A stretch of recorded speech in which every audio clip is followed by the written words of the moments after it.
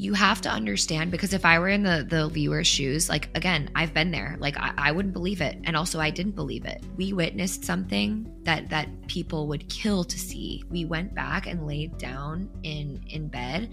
We couldn't even talk. We were just literally like looking at each other. Just surreal. Like, what in the Welcome back to the transmission, my friends. I've had some strange experiences over the years. I have surfed the high weirdness in my living room in the rainforests of Peru. Even had a world-melting whoopsie or two that got really intense when I didn't plan it to. And although I am extremely open to the notion that such states do reveal genuine novelty and wisdom psychospiritually, perhaps even literally, I must of course admit that I just don't know, and that I have only had such experiences of high strangeness, such experiences of world melting under the influence of mind-altering molecules. Though from where I'm sitting, the world, consensus reality itself, quote-unquote, is pretty much brimming with constant miracles. So all of that said, I do have to go to third parties for the truly highly strange, for the truly paranormal. And let me be clear, though I'm into it, I do try to maintain a level head. I do try to maintain some semblance of skepticism, because at the end of the day, these experiences didn't happen to me. I don't know these people, except for in this case. I do indeed know Mollie Adler. She's actually become a pretty close friend over the last few months, and her husband, Zaz, had a truly peak level paranormal experience that I can really tell left a mark on them. I can really tell it changed their lives. Of course, I'm not going to spoil it here, but I will say that it involves a well-known UFO and paranormal experiencer, Chris Bledsoe, and his son, Ryan. So if you're familiar with their lore, you have some notion of where this is headed. And if you're not familiar, let me tell you, it is quite the lore, but it is much more difficult to write off when you know someone well who experienced it directly. If you do want to go deeper, if you do want to dive into said lore, check out this episode of the Danny Jones podcast. This is actually where I first heard of Chris Bledsoe. As you're going to hear in this pod, he also has released a book called UFO of God.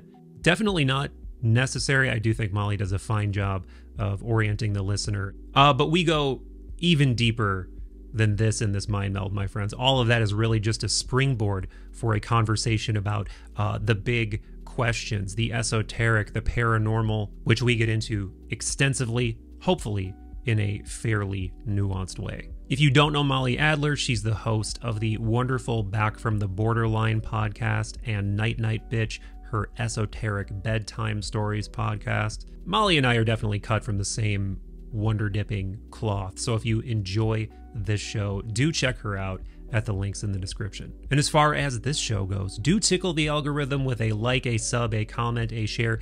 It is truly of the utmost importance, and I forgot to remind you to do it last week, so it's even more important.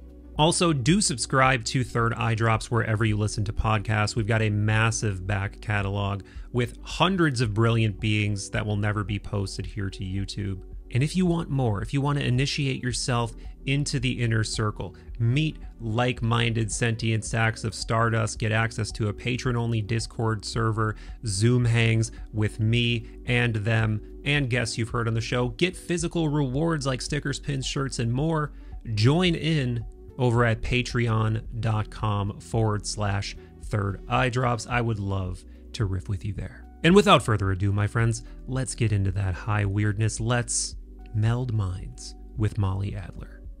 Welcome back, Mollie. One of my favorite humans to commune with, not only in the mind meld space, but in general. Yeah.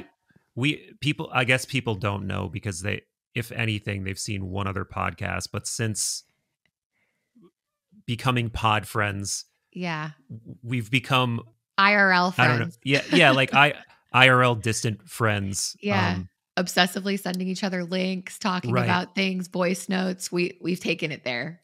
Yeah, and it's because it's rare when you can find someone who's into all of the same weird little esoteric things that Yep. you're into. And it just, the energy sort of feeds Yeah. off, Yep. of one another in that Yeah. sort So I of a guess people friendship. should know this episode is like friend chatting, not, you know what I mean? Not like I don't know. I just feel like Yeah. when I go into your episodes, which I listen, as people, like, well, people don't know this, but I consume your podcast because I am Oh, very thank you. interested in the people that you talk to. And it's just, the thing is with it's hardcore. Like you go into it. And I guess maybe I'm talking shit on myself because I'm like, I'm not as hardcore as the people you talk to. I guess I just Well, feel like I take myself very unseriously. well, I mean, ultimately, I definitely take myself unseriously too. Yeah. I know But you do, but like you talk to some people that take themselves very seriously, and that's a good thing because they should, because they're doing some very serious work. were you just interrupting me just now? Fuck.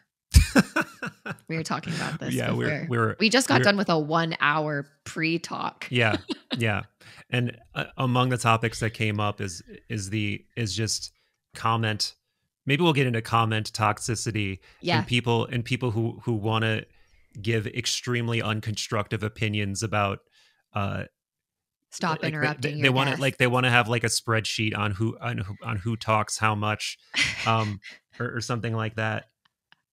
But anyway, Anyway. where I really wanted to start, that we started to get in our previous podcast, Mhm. is not only strange phenomena and the paranormal, and I guess even this is going to, I think, leak into the sort of UFO UAP phenomenon Mhm. topic, which is just endlessly fascinating to me, and I know so many people are so deeply interested in for obvious reasons. As they But should be. you personally have had some experiences, or at least one experience Yeah. that I'm aware of, that's pretty mind-blowing, to Mm. a point where if we weren't close, I would have a lot of questions, and I might pose those questions to you. Yeah, I do. Um, but anyway, I'll Where do let you want me you. to start? Yeah, Well, start wherever you want. I guess like how I came into contact with this family, right? Who I Yeah. had the experience with would probably be a good place to start. Because Yes. I will say that that is my only, I've had, as we talked about on our previous episode, I've had my own kind of mystical experiences and moments of, microdosing or meditating and just kind of like having these kind of, I would call them, just little hits where I know that I'm kind of receiving something, Yeah. and and some moments where I've had like a couple of like visionary experiences that I have to admit, early on in my journey I very much questioned, even to the point where I wrote a couple of these things down in like a journal, and I actually ripped the pages out, which I'm really sad about. I ripped the pages out of my journal like 4 years ago and like threw them away because I thought like, oh my God, if someone reads this, like they're going to think I'm insane, kind of thing. Like, so I was really having a lot of like cognitive dissonance about my own experiences, like going like, this can't be real. It reminds you of like Bernardo Kastrup when, Hmm. like he talked about that first experience he had when he was younger. And it's just like almost like he gaslit himself and like pushed it out of his mind. And I think that happens to a lot of us where we have these little moments or we have these feelings like that something is like there, or Yeah. and then we just go, no, like no. And for a lot of my, actually, it's important to give context, is that for much of my life, like I was so agnostic and so like, that's such stupid stuff, like that I could watch any ghost movie, the scariest movie ever, because I had shut down that part of my brain so Hmm. hard that I'm like, that's all bullshit. So like I can watch anything, I can be in any dark house and I don't give a fuck because all of that is stupid. If I can't see it, like none of Yeah. it's real. And then talk about like having a complete 180 now where like I am of the I'm reading Bernardo's newest book, and it's all about just like what the fuck even is reality. None of us Hmm. know. And so I think it's really important to talk about like who I used to be, because I'm not that person that's always been completely open to this stuff. Like I was so hard shut down, which I think is why my journey like of like fast forwarding into this, like in like basically a 4-year time, I think is very It's Yeah. like what makes kind of my situation a little bit unique. And so, as maybe your listeners, whoever's tuning in, I have my own podcast, and I started it 3 years ago, and I talk about basically just like I'm very fascinated in psychology and depth psychology stuff, which is kind of how Michael and I connected, like our fascination with Jung, because it helped me recover from some of my like psychological suffering that I was going through. But then, of course, that's kind of the doorway into the numinous that I had. And then I was like, oh, I kind of like this esoteric stuff. And then I got really into Western esotericism. Slowly but surely, I started getting the courage to kind of like, I like to say, blend up these themes into the smoothie of my podcast. I was terrified to bring them to my listeners because I thought they're going to think I'm nuts. Like, and I realized that was me projecting, like almost like a skepticism I still had about these things. The moment that I started talking a little bit about some of these depth psychological and esoteric concepts on the podcast, my listener base was so unbelievably receptive. And not only were they receptive, they were reacting like I reacted, where they were going, oh my God, I never heard about this. And this is actually starting to help me. Like it's helping me more than CBT when I go to the therapist and they say, maybe you should change your thoughts about this, like just these basic things. I call it ABC 1, 2, 3 therapy. And so I was going, okay, like I'm going to start talking about more of this because it's genuinely what's helped me. And I'm very careful to not tell people, I'm not dogmatic about it. I'm like, look, if this turns you off, ignore it. But if it makes you kind of go, like follow that. Like I highly recommend following the Ariadne's thread of this through your labyrinth. And then they do. Cause I always say, like, you don't even have to read the thing I read. Just like let this aha moment happen and then Google it. Cause I'm all about it. Like Google the thing and then see where that takes you. And my listeners do that. So long story short, I'm still just talking about psychology stuff, but one day I'm listening to Duncan Trussell's podcast, and I love Duncan Trussell. He's Same. also, I think, very polarized. Some people really hate him and some people really love him. I love him. I think that he is a mystic. I think that I just love listening to his podcast. And one day for some reason, he was interviewing this guy named Ryan Bledsoe. And I just thought, and long story short, and when I say guy, I mean, he's younger than both of us. I think Ryan is like in his mid 20s. And the whole idea of Ryan Bledsoe is that his father, Chris Bledsoe, had just released this book called UFO of God. Yeah. And the whole episode was them talking about this book and the experiences of the Bledsoe family. And what I was so blown away by, I just knew, like, as soon as I started hearing Ryan speak, not only was like this younger person, like he was so wise beyond his years. And he spoke of what I had always been very turned off by anything UFO related, because I love Western esotericism and all these things, and I never connected any of that. And he started speaking about his father's experiences. And for listeners, I'm going to try to summarize as best as I possibly can Chris Bledsoe's thing. He's the classic person like that experiences kind of these paranormal. He was at the lowest of the low point of his life. He was suffering from Crohn's disease, which if anyone knows anything about that, like it can be devastating. He experienced psychiatric abuse, which is something that's very close to my heart. And I talk a lot about it on my podcast. I think this happened in 2007. So this was right around the crash.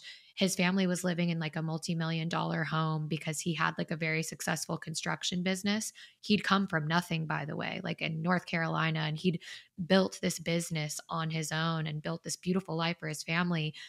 And the financial crash happened. And obviously that's when like shit went haywire with his business. They lost everything. And so and he was Pentecostal. So like they were deep in the Pentecostal church. His wife's family was in the Pentecostal church, and for those of you who don't know, speaking tongues, like super extreme, hellfire and brimstone, if you are not doing this, you're going to hell, like very black and white. So that's the backdrop of what all this happened. And one night he took his son and some people that he was working with fishing somewhere on the Cape Fear River, which is in North Carolina.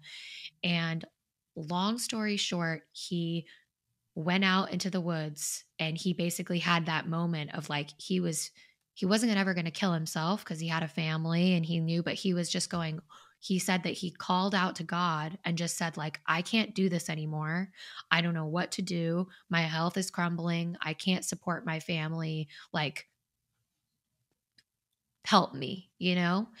And I won't go into detail about the experience because the thing is, I don't know the exact details, but let's just say you should absolutely go down the rabbit hole and go listen to interviews. And even the interview I did with him, because he talks about it, read his book. The experience, the TLDR of his experience is that he saw craft in the sky. He saw these big lights, these glowing orbs. And he also lost a bunch of time, very classic UFO experiences.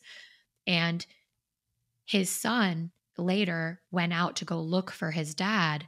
And his son, Chris Jr., also experienced seeing like beings. And his son was extremely traumatized by this experience.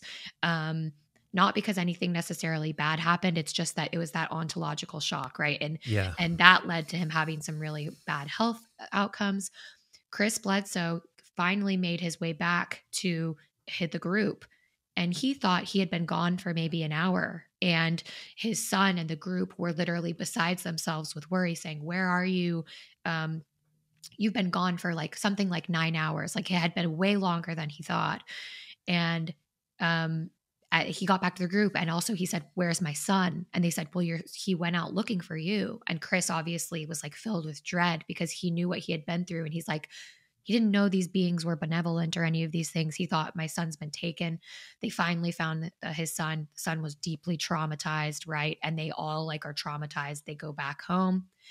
Let's just say, because I want to get into my experience with this family, that this set off a amount of precipitating events where Chris was witnessing these beings all the time. His family was having paranormal experiences. There was literally an instance of a burning tree, like in their yard. These lots of biblical things. And then the interesting part, because I'm very fascinated with the Black Madonna, the Virgin Mary, the divine feminine kind of like goddess worship, ancient mystery traditions of the goddess Isis. I've always been fascinated with these things.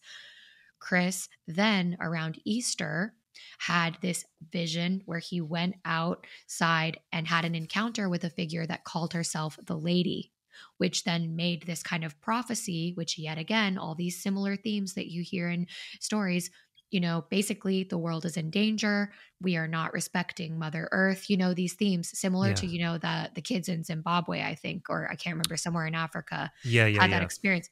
Many similarities.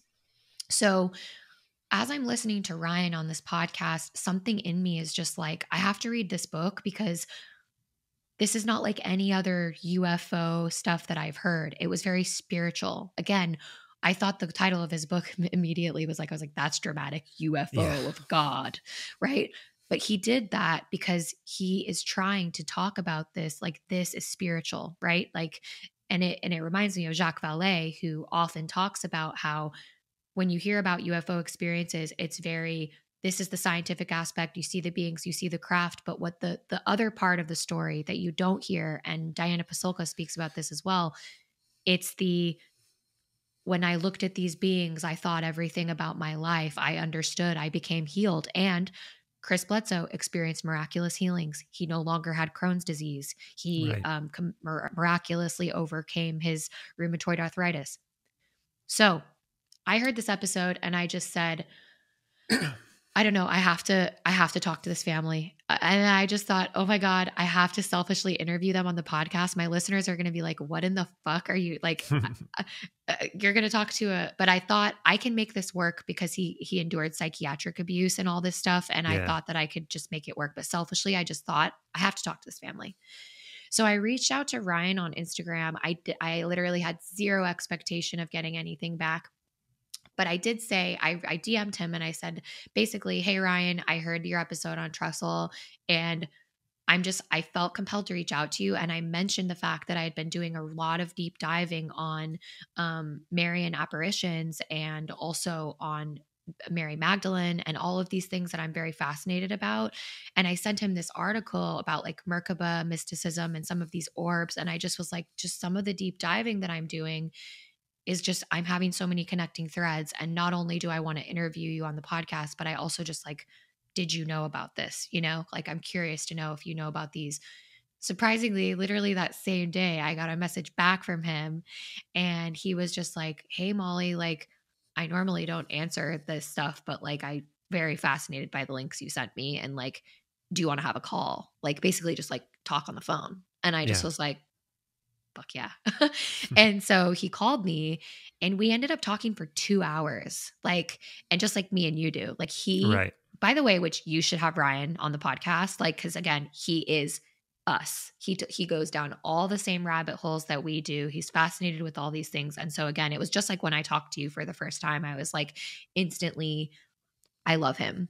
And so we talked for like 2.5 hours. And at the end of our talk, he was like, okay, he's basically like his dad's bodyguard. Like, he's just like, okay, I have to introduce you to my dad. Like, my dad was going to love you. Like, he doesn't often do, I don't know what his schedule's like, but like, I'm going to talk to him and tell him about you. So we got off the phone. He apparently texted his dad and his dad instantly said like, yeah, I want to talk to her. So then again, he said, do you want to have a call with me and my dad? And again, just geekily, I had gobbled his dad's book up and I'm like dying to speak to this man. And so again, we all got on a call. Again, we talked for 2 hours and I like was screen sharing and showing Chris all of these things that I'd found about Marian apparitions. And he was really fascinated. Some of it he knew, some of it he's like, whoa, you know, and again, he went down his own rabbit holes with it. And I just said, can I please, like, I would actually love to interview you both together. Because I really wanted to talk about, they experienced so much shaming in their community. Yeah. You know, like they were toxically shamed. They were shunned from their church. You know, he was called demonic by his own family. Like, just, and then what people don't know too is like every 3-letter fucking agency on planet Earth was obsessively going to the Bledsoe's house. And so long story short, Chris Bledsoe every night goes out and he can see these orbs. They're up in the sky every time he goes out every night. And if you follow him on his Instagram, he posts videos of these things. And I was just looking at this and I'm like, this is fascinating. And it's like, he can tell when it's going to happen. He has this kind of like psychic connection to them, where they respond to him. If people are on the phone with him, they can actually see them too. It's just fascinating. And so I said, I want to interview you. And he said, well, Mollie, you know, typically I don't want to do an interview before like someone just comes out and sees this for themselves. And I was like, what? And he said, you should come, like, come to our house. And I just went, I'm not very like an impulsive person with traveling. Like, I'm very introverted. And so I was like, fuck, but I immediately just said, I have to do this. Like, what? Like, this is a once in a lifetime opportunity and they don't invite everyone. There's thousands of people are messaging Chris Bledsoe wanting to go to his house. And so I thought, and again, because I've just been there's so many synchronicities in my life, I thought like, God, the universe is saying like, go do this. How could I say no? You know what I mean? Like, I'm just like, just do it.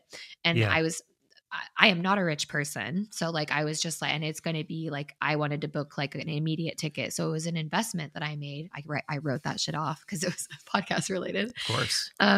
But I just did it. It was my husband's birthday coming up and he's like into this stuff just as much as I am and was very fascinated. And I said, okay, for your birthday present, we're going to go fucking see some amazing stuff. And so we booked the ticket and I hope this is okay and not too like long. No, it's totally fine. I think you're providing all the. It's really important. Yeah, there's important details because so as someone, I don't have a direct connection to these people. I haven't read the book, but I know the gist of his experience, and I've watched interviews with him.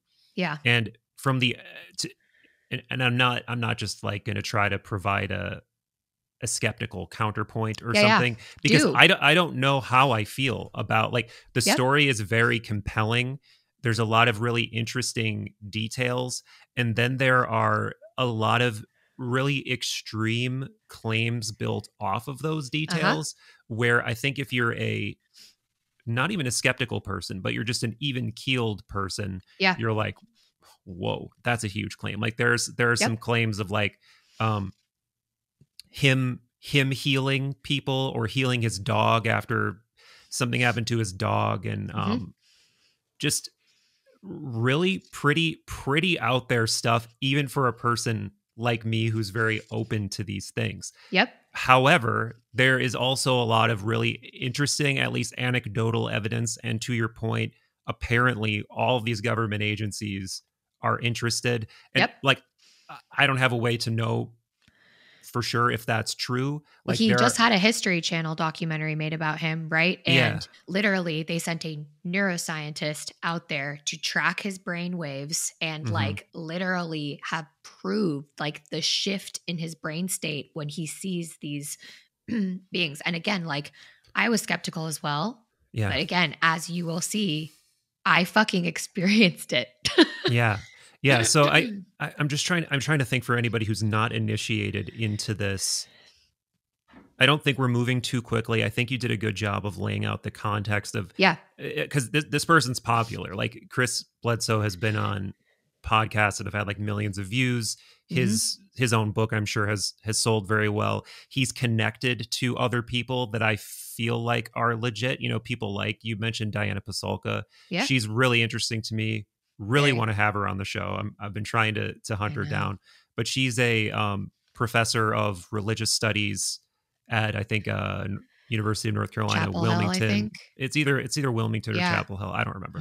Yeah. Um, yeah, she's got a couple books out that revolve either largely around paranormal phenomena and Hmm. UFO broadly phenomena, and bringing them, potentially connecting that phenomena With with spiritual spiritual, experiences. Yeah. yeah, And experiences, also, or she ties yeah, them back to the beautiful part of Pasulka's work. And again, that's like, interestingly, before I even knew about her, those were the connections I was making in my mind because I had been so deeply studying like Teresa of Avila and Hildegard of Bingen and some of these female mystics, particularly that I was fascinated in. But yet yeah, again, you could go into any of these other mystics down through the ages, and then you start seeing these similarities in their experiences.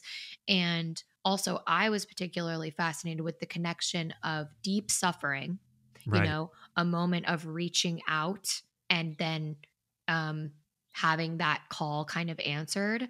But I still, because I had never seen anything physically with my eyes, I was still just skeptical, And as yeah, I finished and as I tell you the story of me going out there, that skepticism remained like all the way up until the I saw it with my own eyes. right. So, And I think there's a lot of people, just to interject what I think is an important point. mhm, Um, there's a lot of people listening thinking there's so much suffering in the world. There's so yeah, many people crying out for for help. There's sure. so many people on the brink of death, screaming for God to help them, and nothing That don't have happens, those experiences. Yep. And so why this guy? Why this guy when he was just in like financial ruin and Crohn's disease and like whatever else? Why? Mhm. And he sort of seems to be aware of that. For sure. Like, I He don't is. understand why me. He I is. can't tell you. I don't know. But And I will tell yeah, you, this man is like, when you meet him, because again, you have to meet him, in person, and the warmth, it's almost like you get a feeling when you're around mm, him. He is a special person. And I don't know.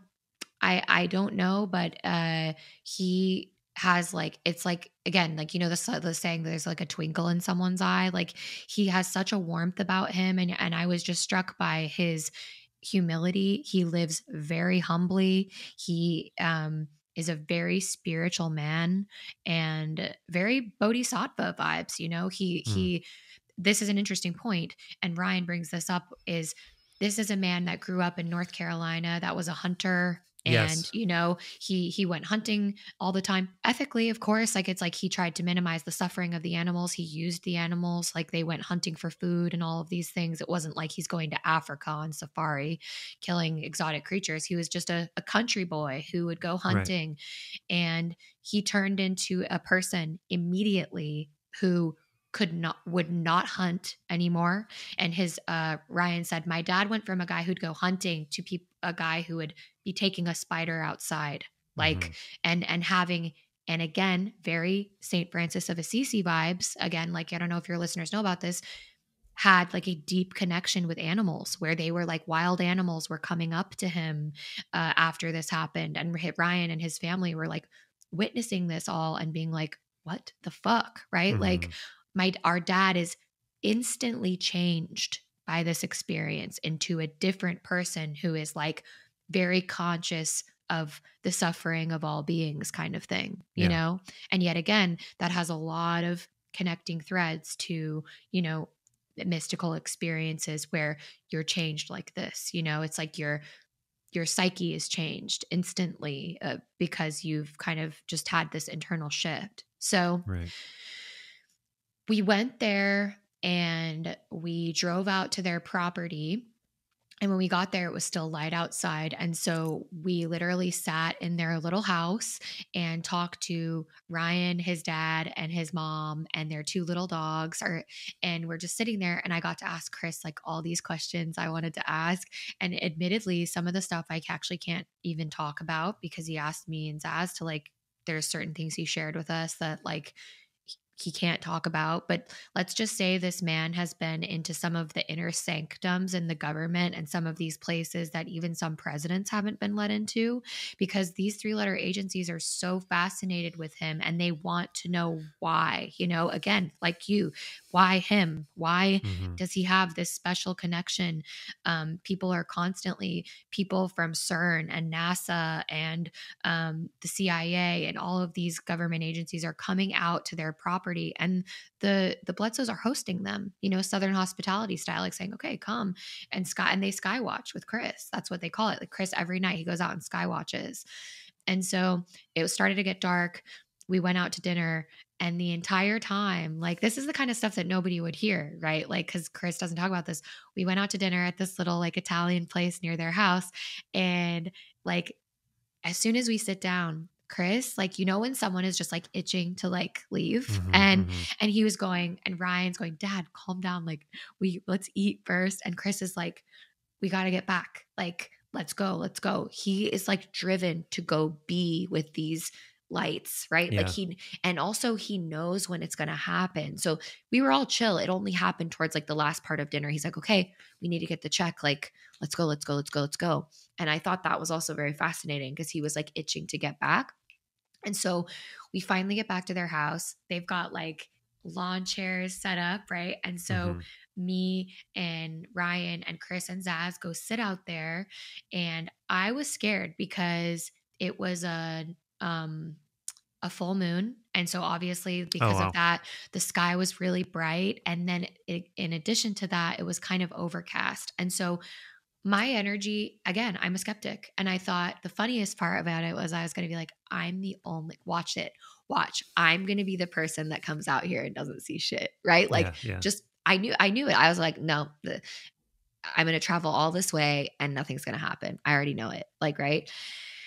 And Ryan, I told Ryan, I was like, what if like, and he goes, don't, just chill. Like, don't worry. Like, yes, it's really, he admitted, he's like, it is pretty overcast. So like, it's much better if the sky is clear, but just chill. Like, and so we all just sat there and we were talking, me, Ryan, and Zaz were just having a blast chatting away. And Chris, it's like, if you imagine it, it's Ryan, Zaz, me, Chris. So I'm next to Chris, directly next to him. And we're all just like leaning back in those lawn chairs.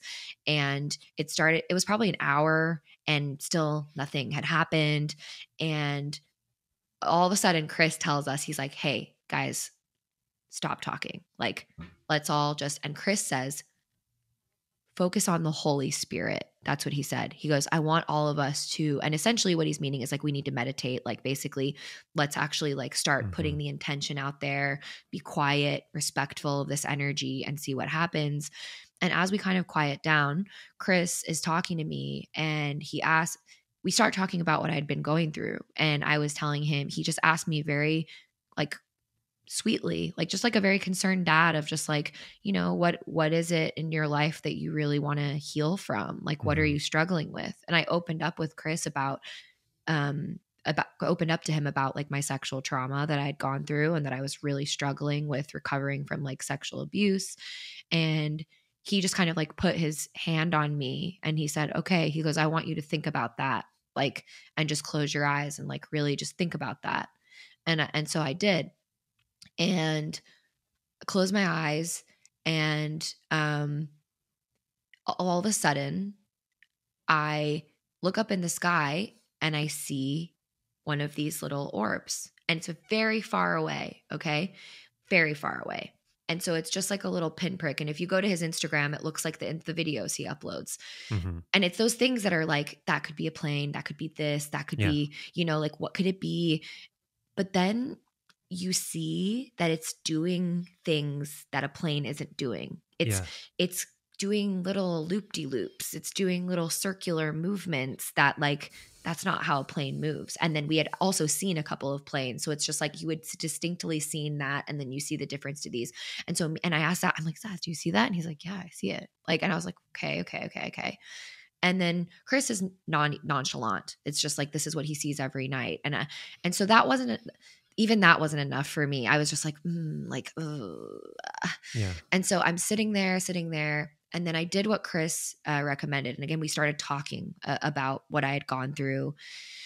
And he was just telling me, and I was like, what do you mean the Holy Spirit? You know, like, what do you think about? And he was just telling me about how he really comes out and he just tries to connect to something higher than himself. It isn't like he's clearly raised in this framework of Christianity, but he has gone out and really explored lots of different areas of mysticism now. But he's just saying, center yourself. All of a sudden, a few minutes later, I see, and it was probably, I'm not very good with like measuring distances, but when I say that this thing was like 20 feet above my head, I catch out of the corner of my eye, and both only me and Chris saw the beginning of this. I look up, and there is this flaming ball, and I say, it's not flaming, it's golden. Imagine like what a candle flicker looks like it's that color. Golden ball, like this big, like the size of my head, 20 feet above us, and it literally goes sharp, like just jutting above over the tree. And me and Chris, literally our heads were both like we both saw it. And Zaz, I was like, and again, it happened so fast that like I was going, what is that? And Zaz saw it. He saw the tail end of it, and it just zooms over the tree and disappears. And when I say, I looked at Zaz and I said, did you see that? And he said, yes. And I went, and Chris, like his face was just so like glowing.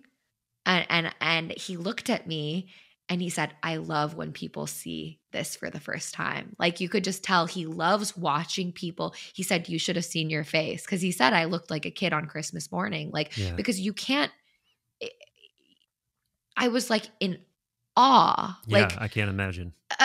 I'd never seen anything like that. Like, and it gets me emotional talking about it. Like, and I just was so, I couldn't believe it.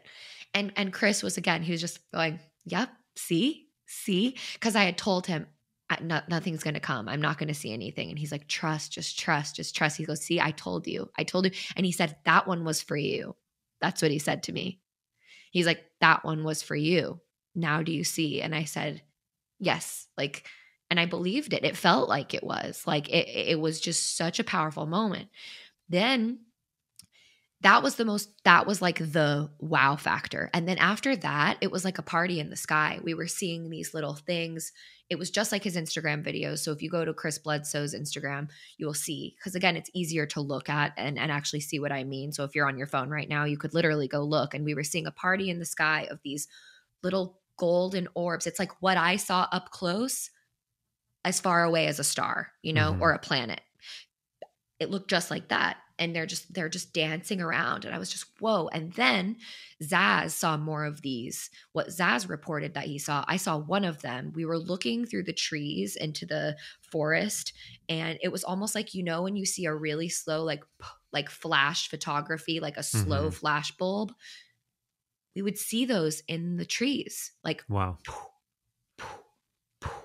And Zaz, I looked over at my husband and Zaz went very quiet. I was like, wow, wow. I was the vocal one, and Zaz went dead silent the whole time. And he said that he was just meditative. And he just literally was like looking into the trees. And he said the whole time he was trying to communicate with them. And Zaz said he just was seeing nuts shit going on in the woods. He was seeing flashing lights, but seeing stuff I wasn't seeing. Okay. Like I saw certain things, Zaz saw other things, but we both we had been out there. In your most skeptical possible mindset, is there any scenario that you can conjure that this all could have because I'm trying to put myself in the skeptic's shoes. And whoever's listening right now, just like what it like, yeah. What are they talking about? This is impossible. This can't happen. Mm-hmm. Like, is there any way they could have fabricated what I saw? Could this be like a psyop, a production, a way of like getting you into a suggestive state of mind where something, is orchestrated just for you, or like they do this to people. I guess, but I go for what, and also it's how you have to understand, because if I were in the viewer's shoes, like, again, I've been there, like I wouldn't believe it. And also I didn't believe it until you experience it yourself. And I know that I am like, me and Zaz have to pinch ourselves sometimes because we're going like, we witnessed something that people would kill to see, that people would, and I want to make very clear, we went back. So they're the most hospitable, amazing human beings. Like, we were going to go get a hotel, and his wife is like classic Southern like mom. And she's like, no, like, you're staying. They have a tiny home on their property. She's like, nope. You're staying with us. Like, you're sleeping here. So we stayed there. And when Zaz and I, like, we went back and laid down in bed, we couldn't even talk. We were just literally like, what do you even say? We're like brushing our teeth, being like, looking at each other, just surreal. Like, what in the fuck? Yeah. And again, the next day we left, and this is something I actually never told any of the people in my episode, is on my way, North Carolina is a very like witchy town. There's lots of really cool, we went to Asheville, and Asheville is like a very, very like cool little spiritual hippie town.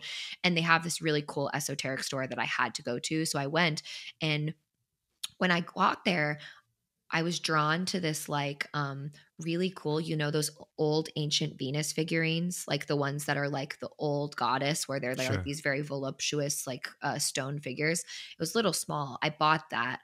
And then right before we left, and I really wanted it. Like I was so excited to have it. But right before we left, like I felt this desire. I was like, I have to give this to Chris. So like I ran to the car, and I came back, and I said, like, I want you to have this, because like the lady and all these goddess things are very important to him.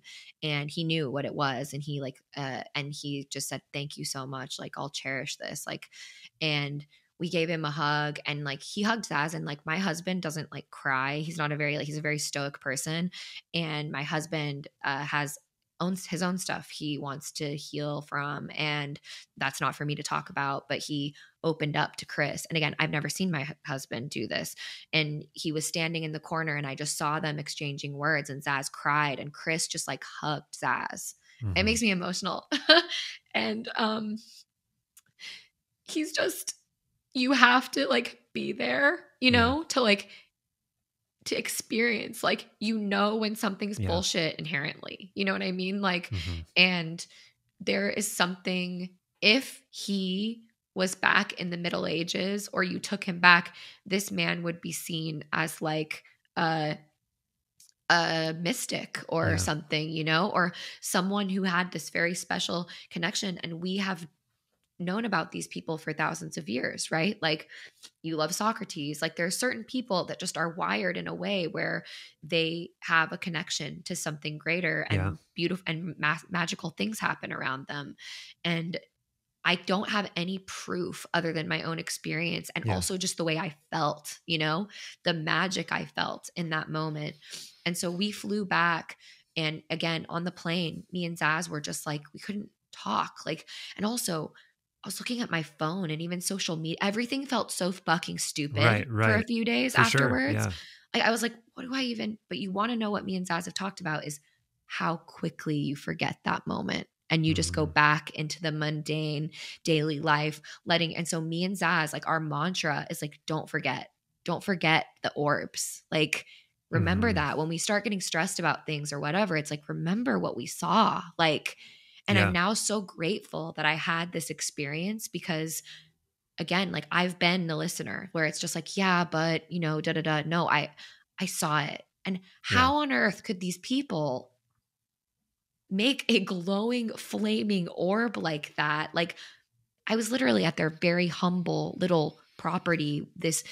I don't understand how they could have manifested this or set it all up. Like, it just doesn't make sense. First and foremost, just logically, and secondly, the way I felt of this Mm-hmm. family, and they're living very humbly. It's not like, you know what I mean? It's just, it's not giving any kind of energy of like, and I have a very good intuition. I call Right. bullshit on a lot of things. Um, but we didn't feel sold, or I wasn't told to do anything or say anything, you know what I mean?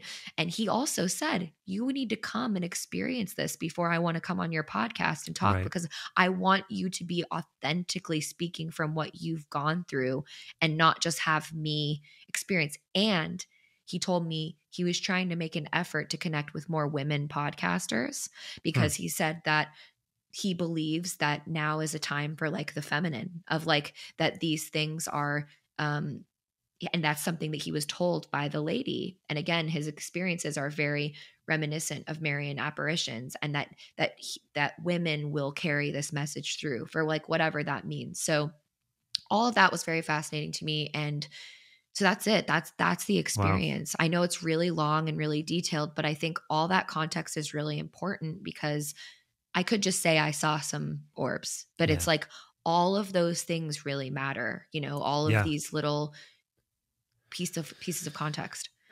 Yeah, they really do. And this is one of those times where, you know, just like you, I'm interested in these things, and I've had my own experiences, and I've read enough accounts and history. We were talking about how the history of ideas and of the esoteric and the paranormal and philosophy Mm, becomes important in terms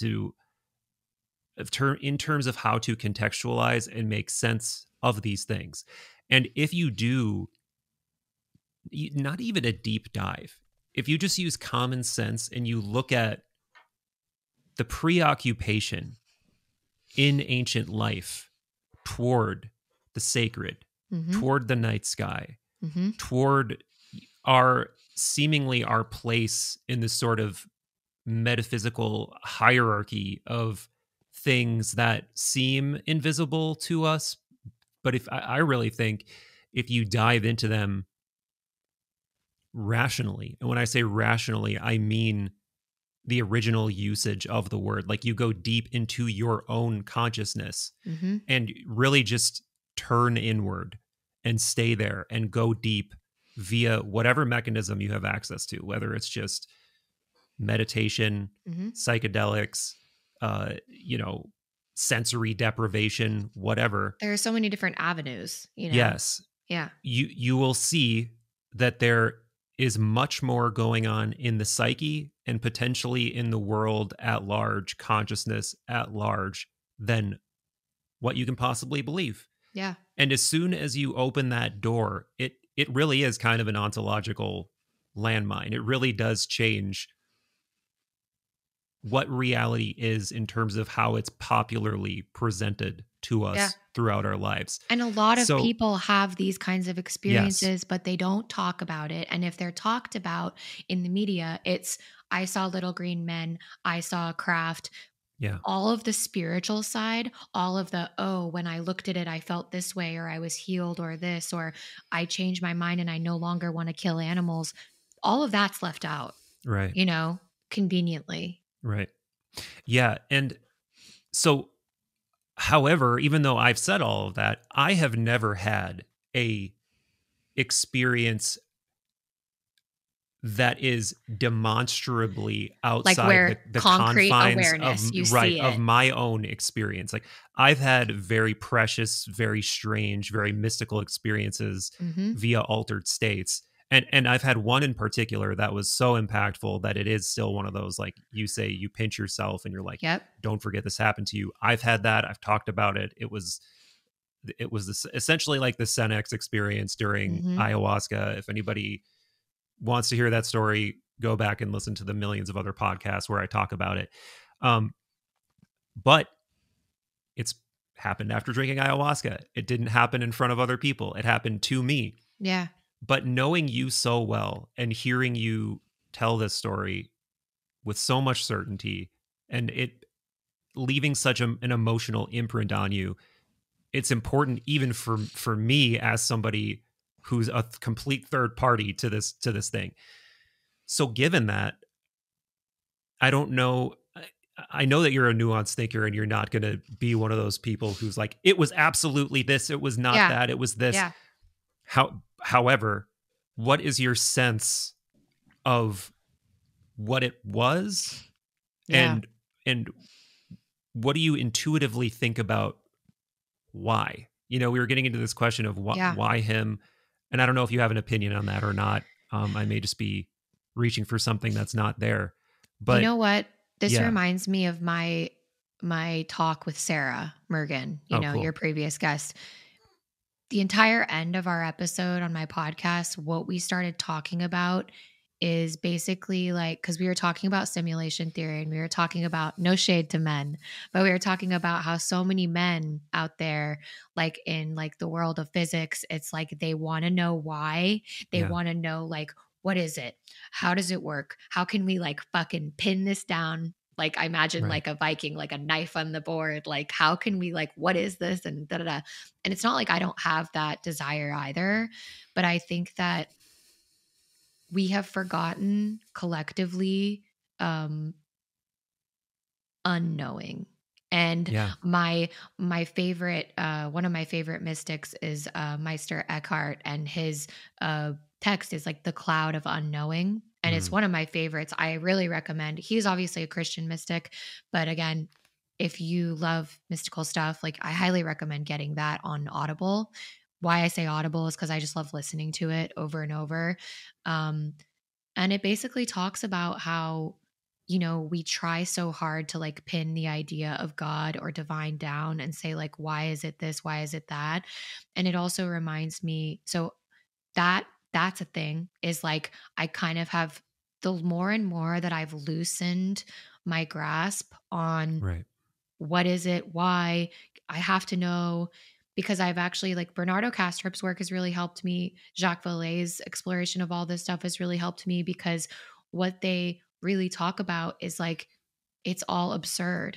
And whatever's happening is like, there is no rhyme or reason. And interestingly, you almost see these situations play out where the absurdity of it's almost the universe, the divine, whatever the fuck you want to call it. It's almost saying like, we're going to make this make no sense so that you realize there is no sense that can be made. Yeah. And also, I am trying to realize that like, I see such a limited fraction of this reality that like, even if there was a way to explain it, I don't have the ability to comprehend it in my current state right now. So like, the more I can loosen my grasp on wanting to know, maybe actually then I can know gnosis more.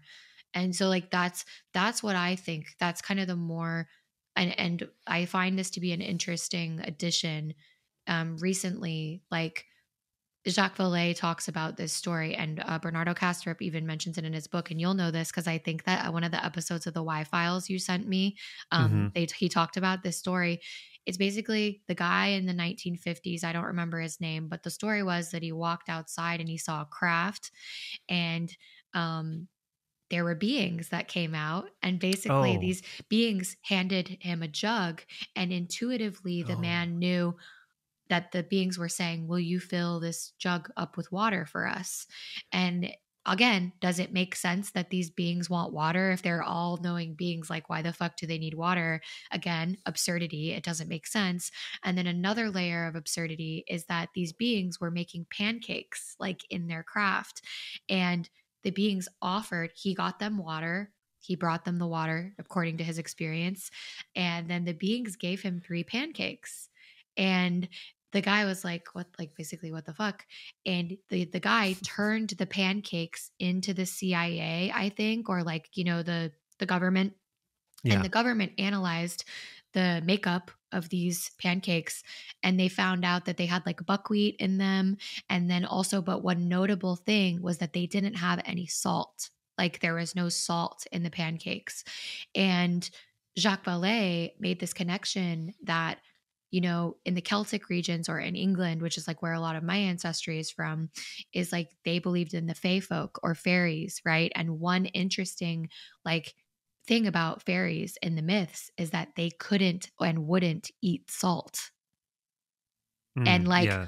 what an interesting connection, right? And so, I think and again, I'm if bringing people up the are fact because it's absurdity, right? Like these right. things don't make sense and they're just very absurd. Why would they be making pancakes? Why would they ask for water? All of these things. Like, and not only that, and and then I'll stop because I want to hear what you have to say. But the interesting point is that my ancestors, for example, were like druids in like the ancient times, like in the Celtic regions, and it was very common. It brings me back to what you said before. It was like a no-brainer that there was a spiritual world and the physical world, and you would go and maybe see the fairies, see the fae folk, and you would talk to the spirits, or you would go to the water and do these things. Again, you could take it back to Native American traditions where it's like it's a given, or Aborigines in Dreamtime. Even right now, there are cultures in this world that are not these Cartesian, Apollonian minds that we have that think the only thing is real, the only things that are real that we can see, eat, taste, hear. I could go to one of these elders right now and tell them my experience, and they'd be like, yeah, so yeah, Right. that's the spirit world. Or they would say it through the lens of their own myth, but they would not be surprised. They would say, yeah, of course, right? Like, welcome to reality. Yeah. Yeah. And I'm trying to remember which episode this was. I'm thinking this might be that Mr. Mythos episode about the airships God, where his there was content is where so there good. were and this one in particular I really loved because to put a little more color on the story you were telling, Mm. there was this rash of time, I think maybe in the late 19th century, where instead of people seeing UFOs, they were seeing airships. Yeah. And there's newspaper articles about it in um a bunch of I think fairly major newspapers. Mm-hmm. But one of the tie-ins with this episode for me that was interesting is I was born in Appleton, Wisconsin, and there is a newspaper article in this episode from Appleton, Wisconsin, Huh. of like an airship, like a famous airship sighting. And returning to this idea of just ontological shock and ontological fuckery and also psyops, he was theorizing essentially in this episode that there was really something, but that there was also purposeful obfuscation on the Yep. part of the government Yep. where they had some kind of advanced technology or even perhaps some kind of anti-gravity technology that they were already using and that they were Yeah. making something, and that some of these occasions where Or these that. like these ships showing up places where the government purposefully obfuscating something else. And that throws such an extra layer of difficulty over the top of this whole conversation, and why I feel like I have to ask these questions even to people like you, who I Yep. pretty much trust implicitly, like with what they're telling me, with their ability to discern reality and what they've experienced and everything. Mm-hmm.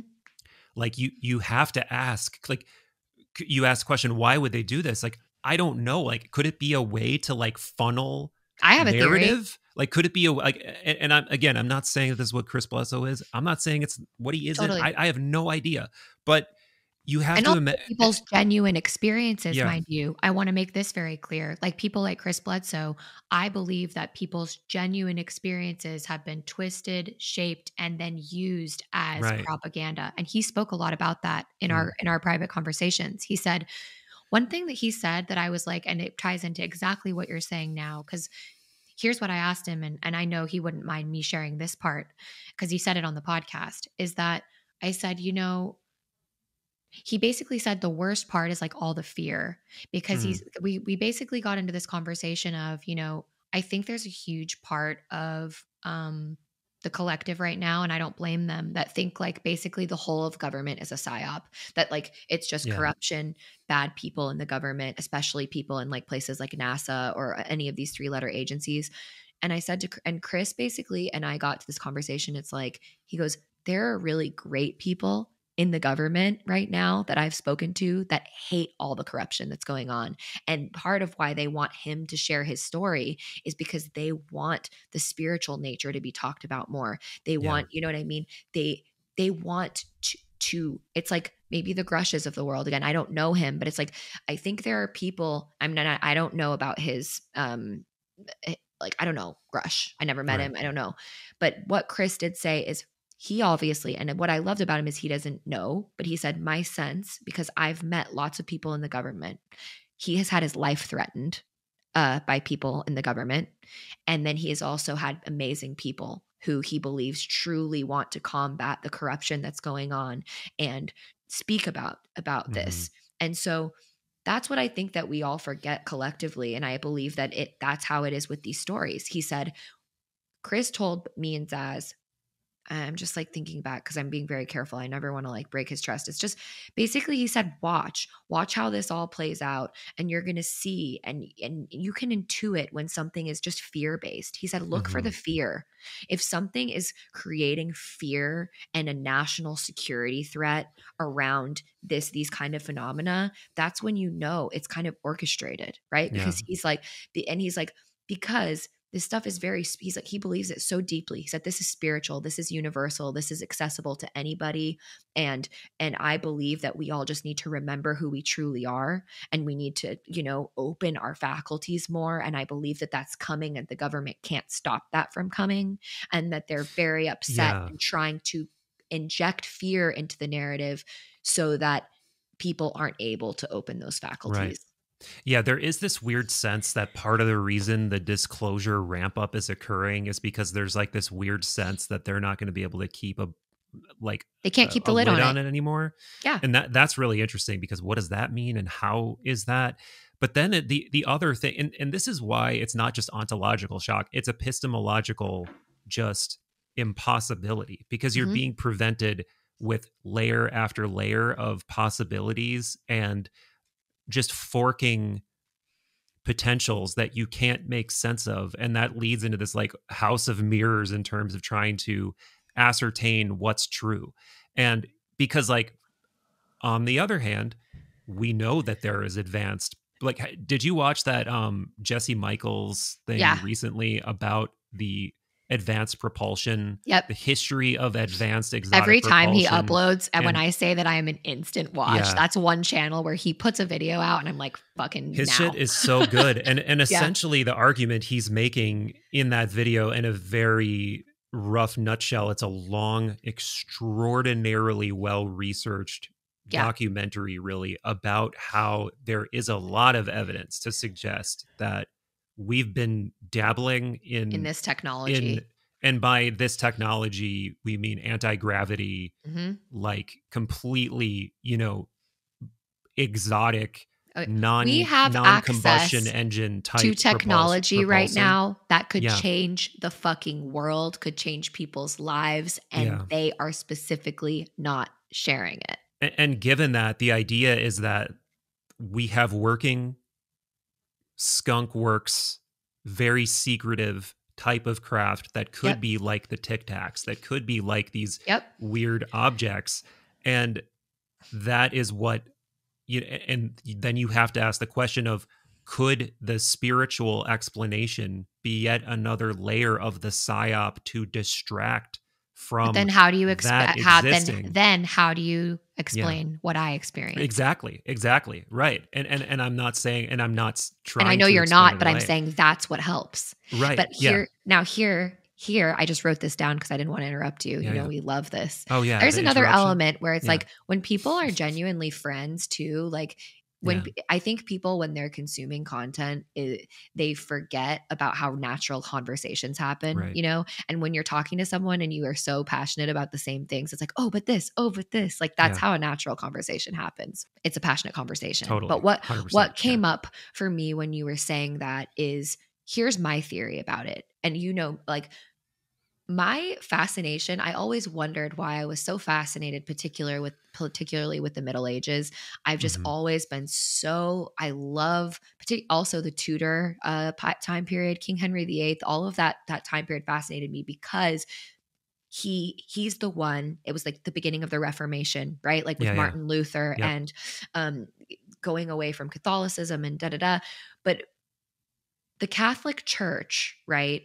And even King Henry VIII, he then became like, I am God. I'm the voice of God. You can only do everything through me. Since time immemorial, like especially this time, the Dark Ages, the Middle Ages, whatever you want to call them, is the clergy only wanted you to access the divine through them. Right. And they burnt and called heretics anyone who came out and said, this is accessible to you. You don't have to do it in this way. You can, and there are mystics going all the way back. And there are even like the Hildegard of Bingen, the St. Teresa of Avila's. I think if they could have come out and like actually said what they really believed, they were smart because they just funneled their religious and mystical experiences through the proper channels. They played by the rules just enough. Hildegard was like, she's like female Da Vinci. I just adore her and I could talk about her for days.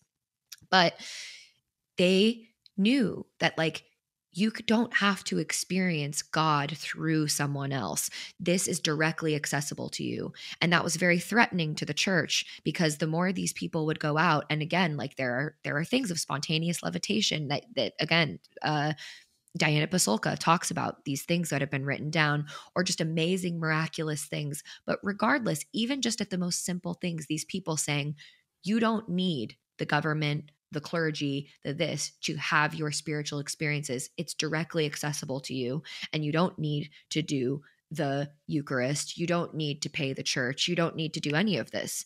And as you know, our friend Nietzsche, God is dead and we have killed him. We no longer are a religious culture. It's like it died and died and died and died, especially in England. Like living in London, for example, I lived there for 6 years.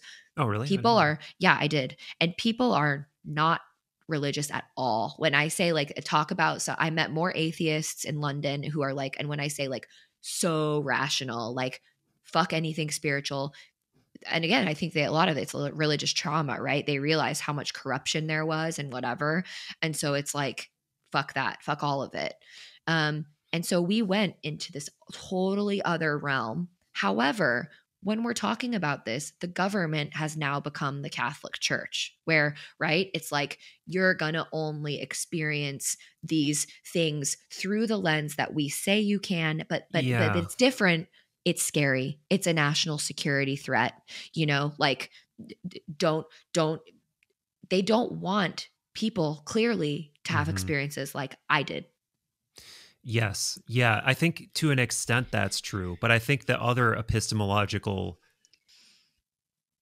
complication, I guess I would say, is that it would actually be a lot more simple if there was a monolithic holder of control I So know. that like people still think this way as if the government is somehow that thing. And I think you're right to an extent, or maybe the mainstream media is like another one, I but think it's just a we're, thread we're of all, what's happening, right? yeah, I don't think I've figured it out. Again, as I no, told you, I no, don't think I know of shit, but I course. think there's a thread of it, you know? Yes, yes, totally, totally. And whatever it is, whatever like the potential monolithic, final arbiter of reality is, it's degrading.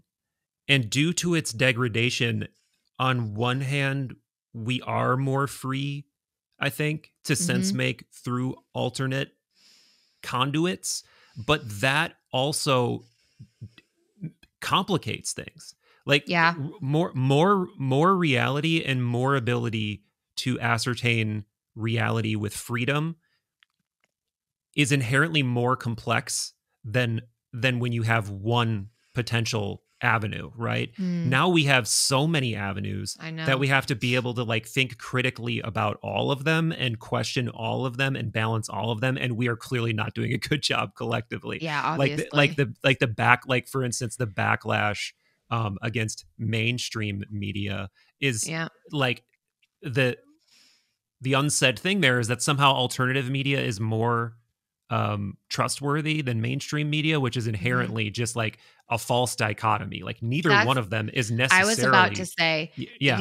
what's fascinating is like I was just talking to a friend about this the other day, and I won't out her, but her partner is a guy who's like so I'd say like one step away from like believing QAnon type Right, right, things. right. Like so doomsday, so like kind of like Hmm. he is a person who's been like raised in like very like evangelical spaces like, oh, do you see like the end times are coming, this kind of shit.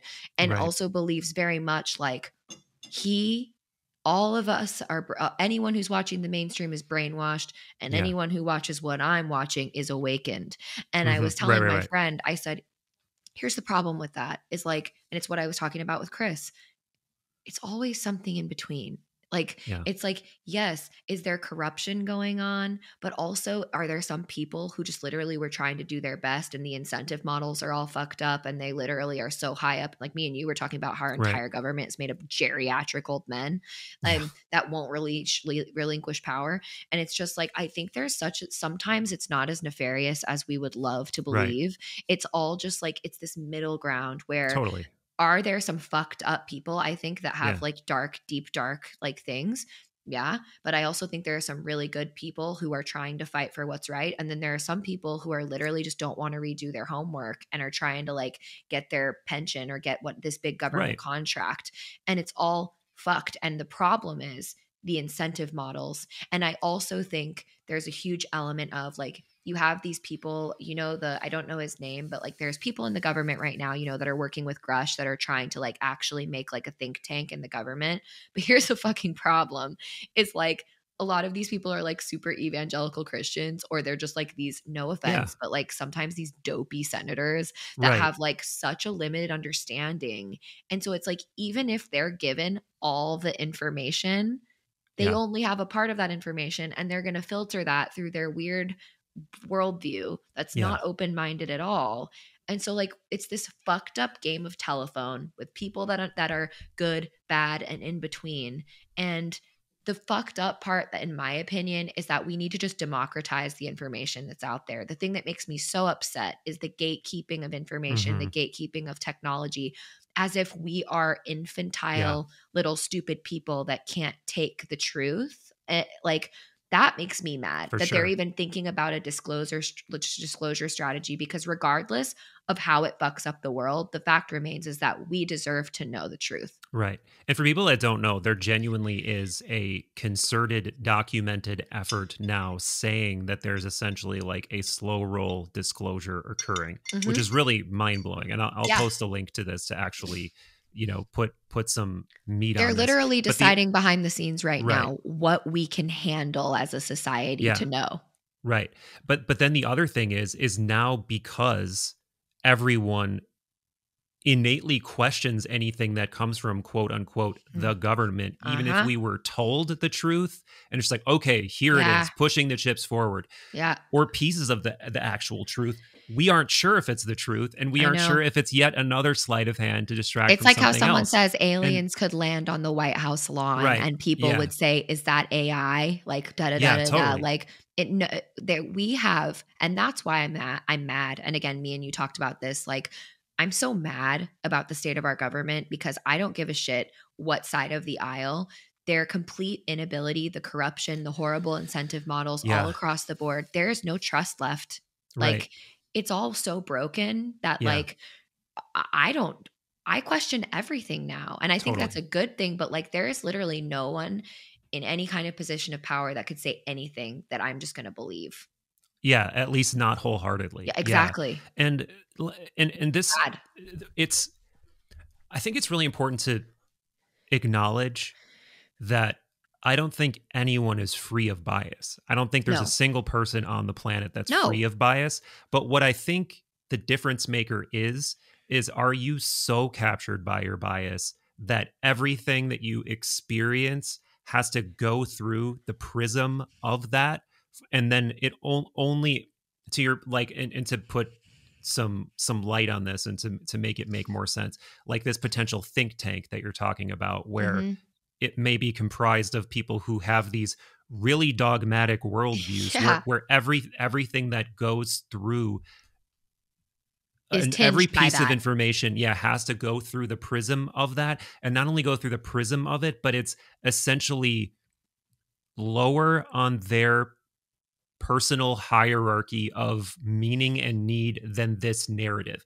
Are That's you right. so captured by any narrative, any affiliation, anything, that it has to somehow first fit in with that? If you are thinking in that way, you're a compromised thinker, and you don't have the ability to look at reality in anything approaching a Mhm. clear way. And Mhm. again, it's not to be free of bias, it's how willing, and this is like true of all personal development, all spiritual development, all philosophical reasoning in general. How willing are you to look at your own bias, acknowledge your own bias, and Mhm. understand this is the way that I innately think, and therefore I need to watch out for that and understand that.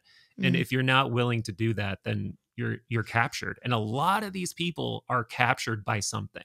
I would And argue that all of them, I because really think so. because Yeah. the fact remains is that, and it's the same way I talk all the time on the podcast about psychiatry and how psychiatry is ideologically captured by the fact that they are trained in medicine. Think about Right. it. They go to medical school and they are incentivized by pharma, regardless. It's been put out there, right? Like, but it's twofold. Like they all of this research has come out that the serotonin hypothesis is false, that a lot of these medications, Why did that happen? it's so funny.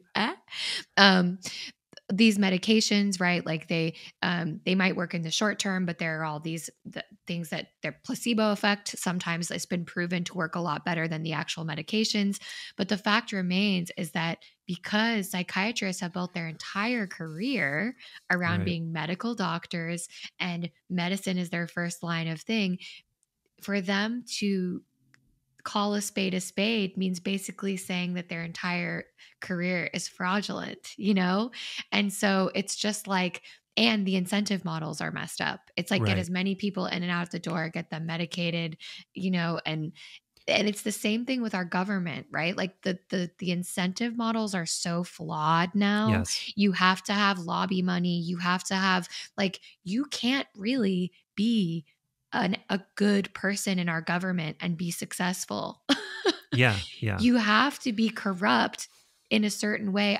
God, I don't know if you've ever seen the show Billions. It's so I fucking haven't. good, but it's so good. A long story short, it's just like this guy is a billionaire hedge fund person, and then you have the attorney general who's coming after him. And the whole point of the show is that they're just as corrupt as each other. The attorney general guy thinks that he is like, you know, the law coming in to hold this big financially corrupt guy accountable, and the whole dance between the two and kind of what, and I'm not spoiling it because it's such a good show and I highly recommend it to anyone because it really makes you think about this Yeah. stuff. It's like this government guy tells himself and goes to bed at night saying, I'm taking down the bad guys, but he doesn't see that he's a bad guy. And he's Right, of just, course. and the billionaire guy is going like, they're fucked up, the government. So like, I'm going to just do me, you know, Right, like, and yeah. he's a bad guy too, but they're both bad guys and they're both bad. The whole problem is the incentive models. They're Totally. both corrupt. They're all, so it's like, that's how I see it all. Like the tech companies, psychiatry, our government, all the incentive models are so messed up Right. that nobody can be a good person and succeed in these incentive models. Right. And this is why I think the very simple spiritual proposition of being that is a vessel for a soul, like if we could all just operate on that one fundamental metaphysical assumption, Mm. even if we can't prove it, if Yeah. we really could elevate our humanity Yeah. and our status as beings that are on some kind of equal metaphysical footing, or even not metaphysical, I guess, if you are hell-bent on being an atheist.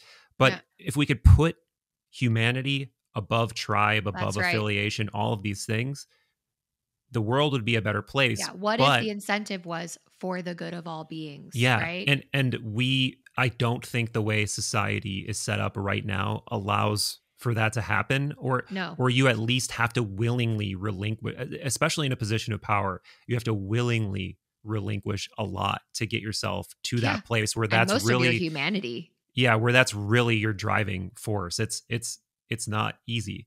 But I think another thing I want to shine a light on here is that everything we've talked about in terms of, you know, whether it's disclosure or phenomena people have been seeing or experiencing, or your own experience, is that there's this interesting psychological phenomena throughout history where, and even the Mr. Mythos episode points to this, in that, you know, people weren't seeing UFOs in the late 1800s. They were seeing airships that, and it wasn't just a difference of what they were calling it. Like they were seeing, when they would draw pictures of it, it looked different than what we see now in terms of, you know, discs or orbs or tic tacs. And not that before, it was flaming chariots in the sky, for the record. Yeah, not that there's any, and it's so difficult because you can't say that all these things are equivalent or they're all the same thing or whatever. But the thing that I think no one wants to hear, that I think is personally closest to the truth, and is the biggest both ontological landmine, source of ontological shock, and yet paradoxically truth at the same time, is that whatever it is, all the words that we have, all the concepts that we have, spiritual, extraterrestrial, are probably wrong. Oh, yeah. And here's why I say this, because if you look at what human beings do, they have this strange recency bias toward whatever concept is the most advanced that they themselves have created, right? So you see it, like, for instance, if you go back to the 1700s and the deists, they're like, oh, look, the cosmos is like a great clockwork. Therefore, the creator is something like a watchmaker. And this watchmaker analogy is famous enough that if you go to school and you take a religious philosophy class, you learn it. And now, how do we talk about reality broadly? A computer simulation, right? And but it reminds you, right? The fairies, the aliens, like it just how the divine almost presents itself. You get a Marian apparition for people that are Catholic, and then other people will see gray aliens, or it's almost like that's the morphing nature. Right. And this is why I think it's interesting that maybe what's going to happen is that if we can clear away as many concepts as possible and return to a purist view of whatever is going on, maybe it's going to start looking more esoteric again. And I mean this technically, in terms of, like, how do the Western esotericists talk about this stuff? And to answer that question, you have to go back to, like, Plato and the Timaeus. And the way they talk about it is your favorite place. Of course, right. Why not? You know, there's my bias, but I really think it's I really think it's true, whether this is bias or genuine logic, Mm-hmm. is that you get to this place of that is a harmony combination of really math, geometry, and consciousness, Uh-huh. where Well, because some it's a kind, balance of all yeah, things, right? right, where you're getting to this place that's pre-concept, Mm-hmm. that is pure mind with intention. And what does mind with intention look like? It looks like a phenomenon that can be measured empirically, eventually set in motion by a non-empirical agent. And if that didn't make sense, what I Mm-hmm. mean is you can't see the mind at work. Like in you right now, I can't see the mind at work, but I know through the prism of what I can see empirically that there's a mind at work behind what is Mollie. You want to know what just And made me laugh? You're going to this, and please, it'll make the listeners laugh too.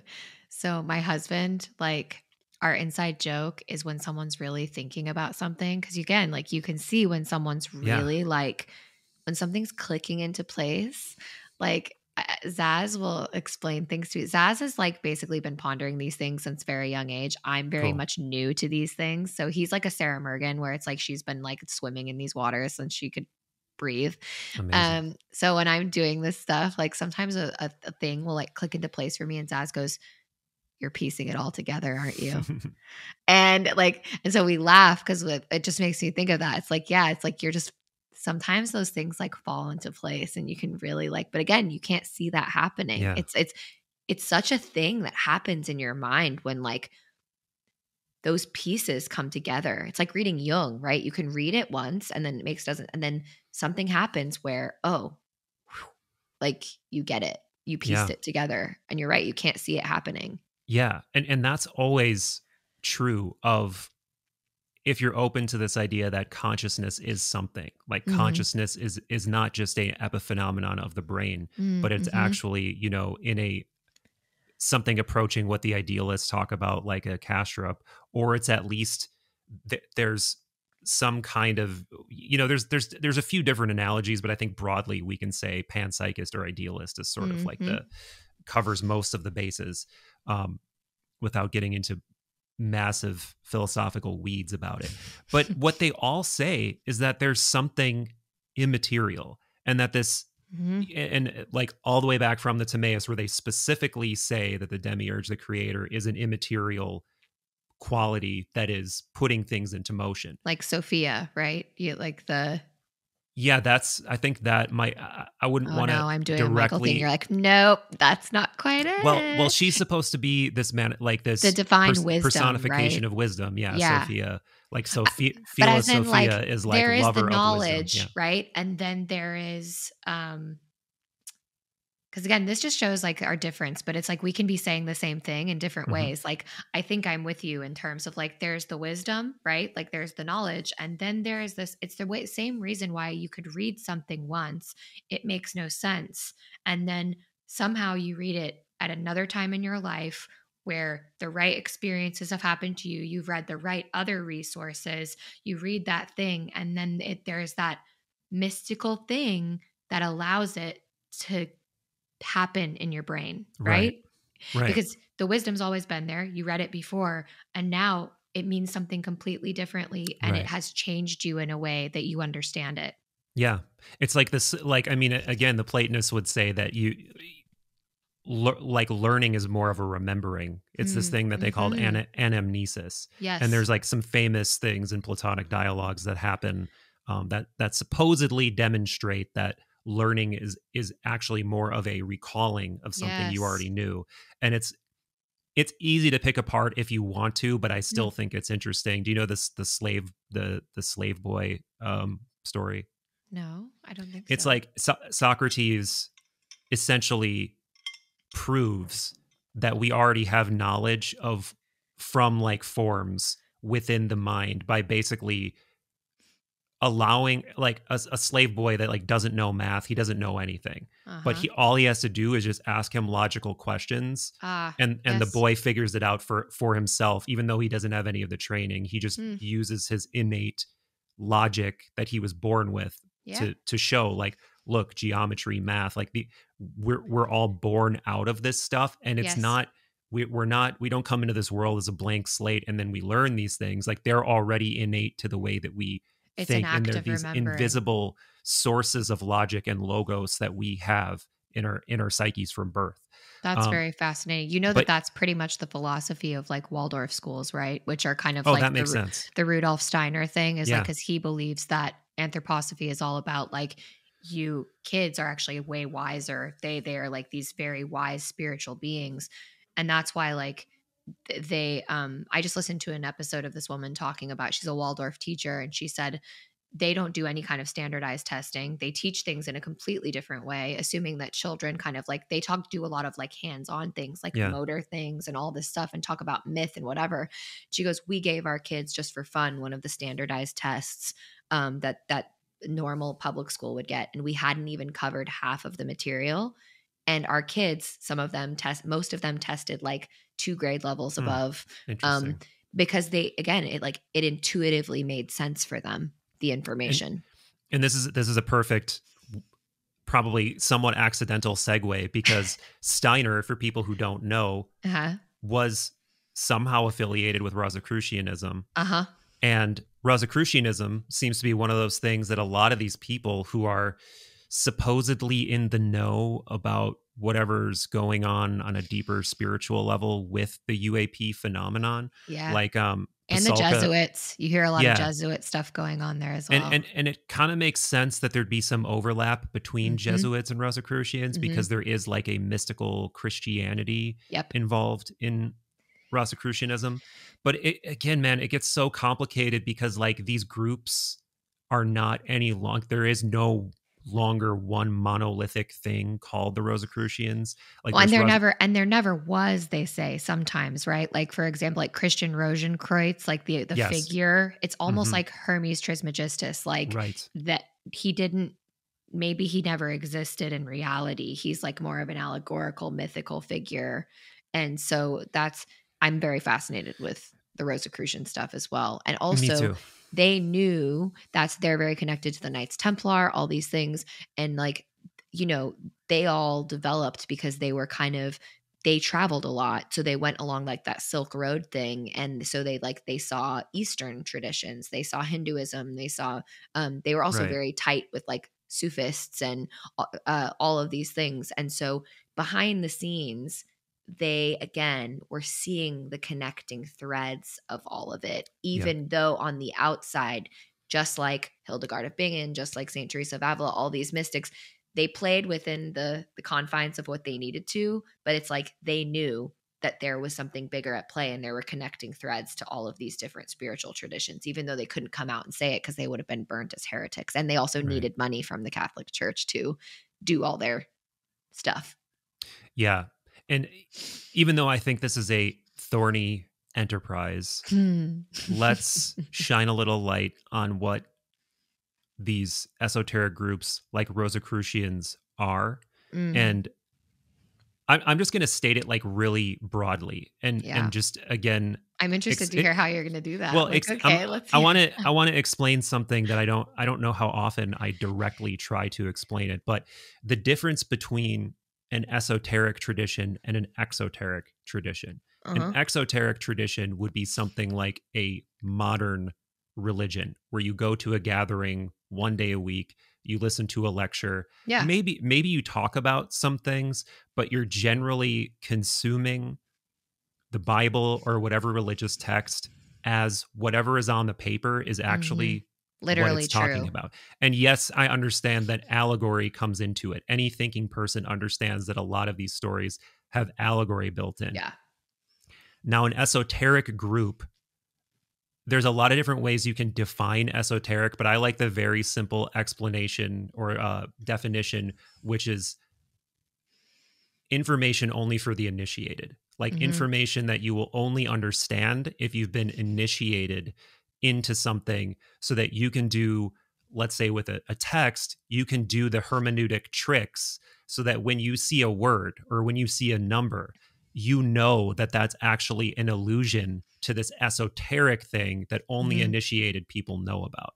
So now this gets into the closest allegory for the Judeo-Christian community would that's been existing for a while is probably Kabbalah, because Yeah. Kabbalists have been around solidly at least since like the 1400s. Many of them say it goes back And it's further. even the most mainstream because like Yeah. Madonna got into it, right? Like, So when they read the Old Testament, they're reading it as if there's like all these multiple layers of meaning.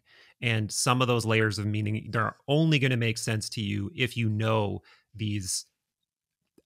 I don't know how initiation based really Kabbalah is, but there's definitely this idea that of a hierarchy of wisdom, that there's essentially this ladder that you go up and you're able to mhm. see more of reality and glean more sort of privileged knowledge from these texts. And they're It's particularly even, interested in one called the Zohar. That's like this uh-huh. really, I've read parts of it actually, and I haven't.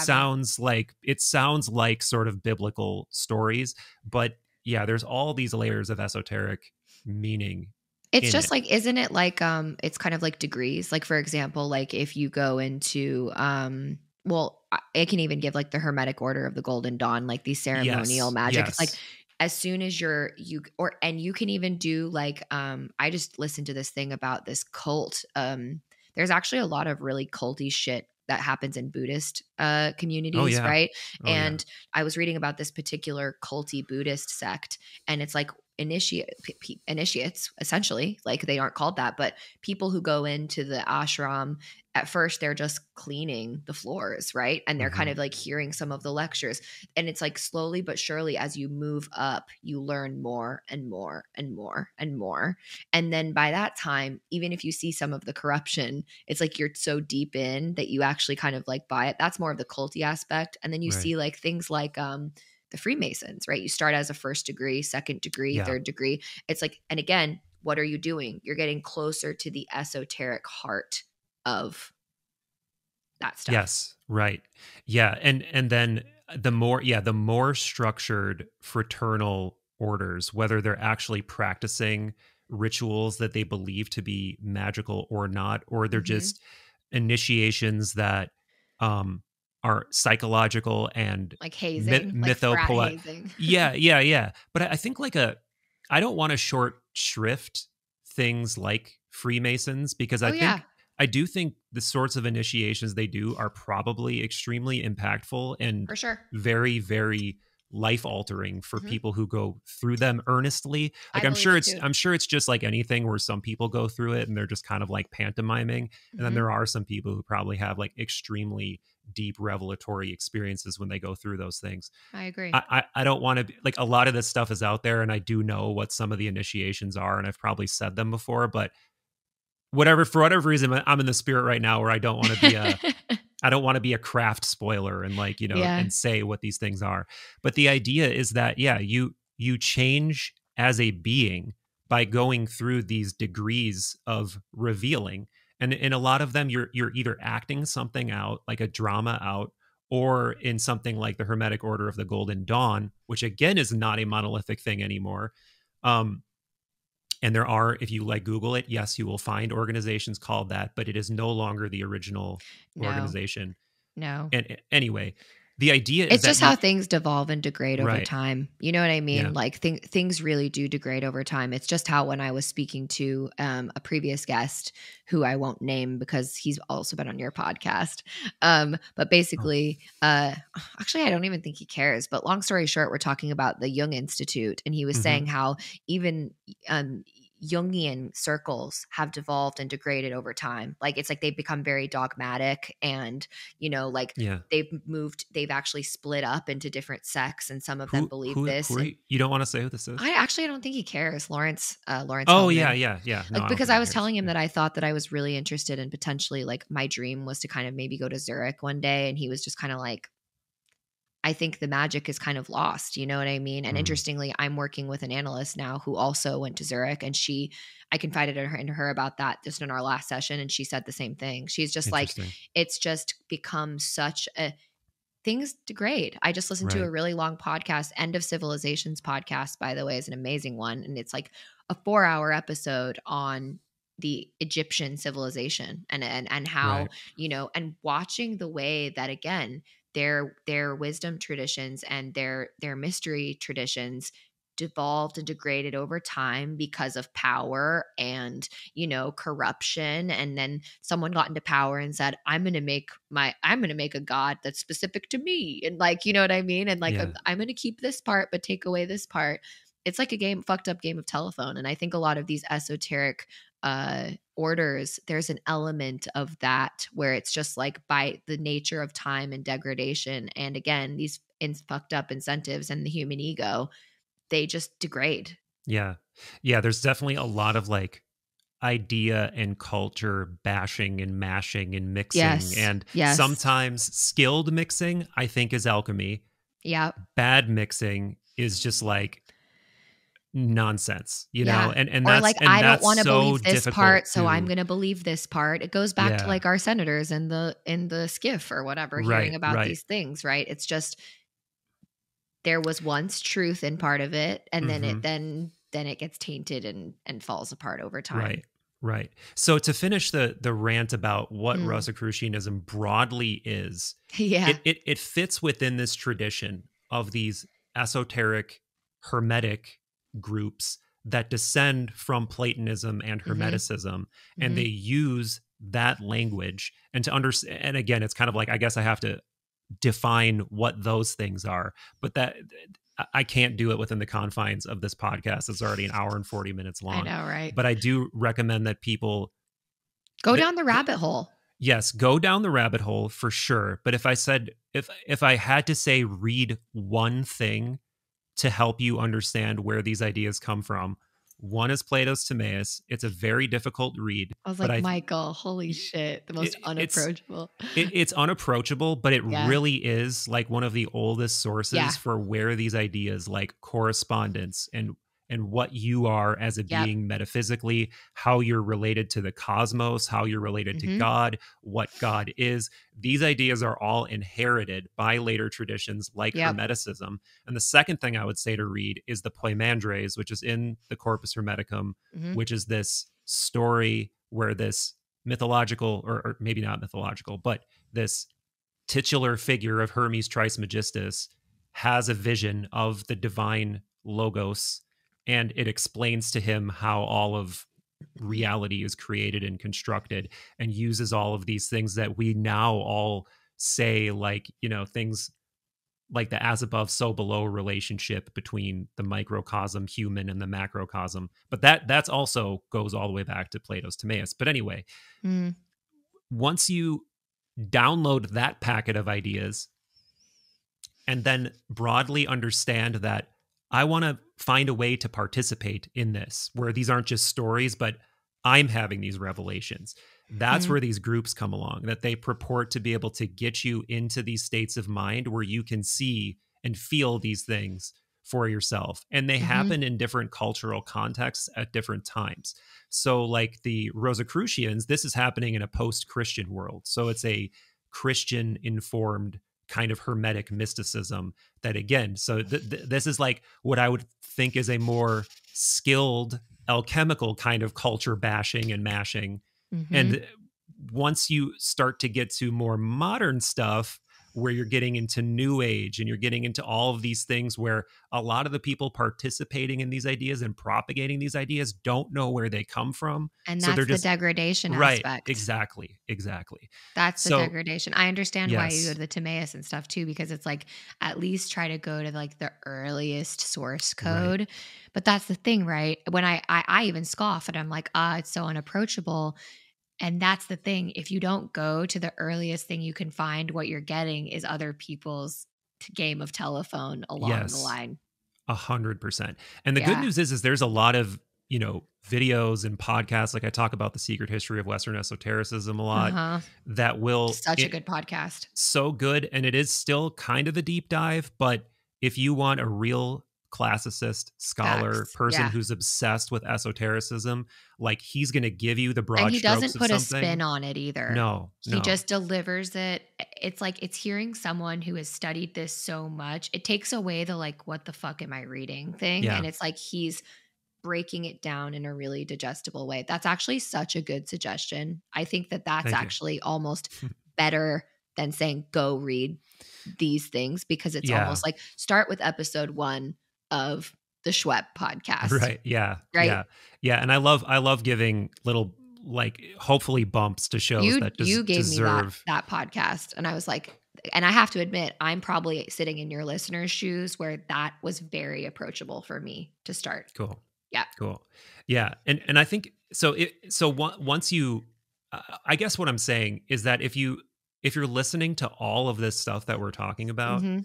even on up to trying to sense make things like something as bleeding edge as the UFO phenomenon and Yeah. paranormal phenomenon that seem to be substantiated, you probably will get a lot out of revisiting the sort of Yep. history of esoteric ideas. Yeah, that's right. Um, Because the thing is, the reason why I was able to have all of these, like, I had done a lot of this stuff before I went to the Bledsoes. And the reason why also that Ryan even answered my message is because of all of these random articles I sent him through my Western Esoteric, and how, guess, me and Ryan connected because of like early on, it was Rosicrucian stuff. oh, And interesting. he's very fascinated with that. And, some of the stuff I found was like, again, Magdalene related, which, by the way, the Magdalene and Magdalene worship and all this stuff is very deeply connected to Rosicrucianism and all of these things.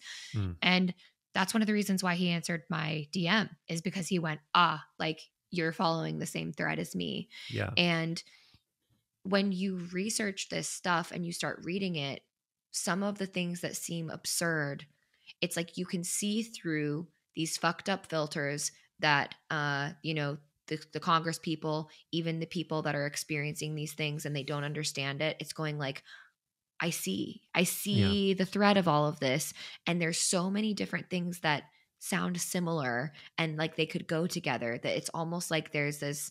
I give the example of, like, that Charlie Always Sunny meme where he's like connecting all Yeah. the Right. dots together. You start to feel like that Oh, when you yeah. start, and then it's not like you're not skeptical, because again, you still are. And again, you have to have a healthy level of skepticism. I still maintain my skepticism. But the thing is that there's too many connecting threads to deny that there's something going on. Yeah. And Why? then you have to accept the cloud of unknowing. Yes. Yeah. That's one of the other things, is that if you're looking for things to become clear on this path, They won't. forget it. Like, it's all in if I really think that if you're able to maintain any level of objectivity, you sort of have to admit that Yeah. this is all occurring within the Chapel Perilous. Yeah. Except, though, I mean, when you have an experience like what you had, I don't think I would feel that way anymore. I would think like I'm in a place with other people who are seeing Yeah. what I'm seeing. They're experiencing this. But you I want to know haven't. what? It Yeah. still doesn't make me any less confused and scared of things like death and the weight of the foreverness, and like losing people that I love, Yeah. and also, like you said, wondering why people suffer so much and die of cancer, and like Yeah. even when they're calling out for God, it's like, so even if you experience what I experienced and I know what I know, I still don't, I still, as a human, want to know exactly why. Like, Right. I want to know when I'm going to know more. I want to know exactly the answers.